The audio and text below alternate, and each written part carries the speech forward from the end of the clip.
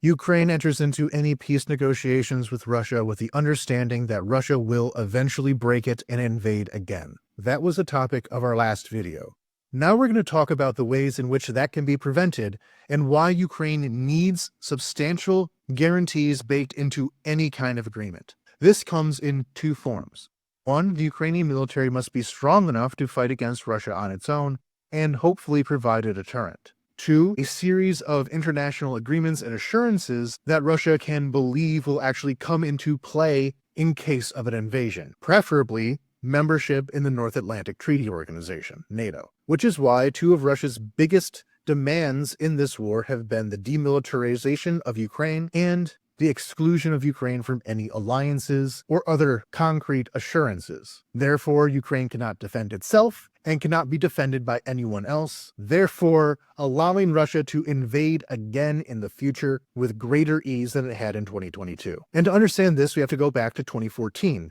In 2014, Ukraine was a neutral country and practically a demilitarized country. It had only a few thousand combat-ready soldiers available to it, which meant that Russia had what was called escalation dominance, that it required only a small force, relatively small compared to what we see now, in order to impose its will on Ukraine. And should Ukraine be successful in pushing back, Russia always had the ability to turn up the notch in order to take control of any situation, which is what we saw with the Minsk agreements. And so with this peace plan offered up by the Americans, we do see these two things in play. One, it mentions limiting the size of the Ukrainian military, and though that number does seem to be high, it does not go into detail of if that includes both active duty and reserves, what the details of that would be, and also what Russia would negotiate that number down to in the future, because Russia has not accepted these numbers. And two, this agreement rules out Ukrainian membership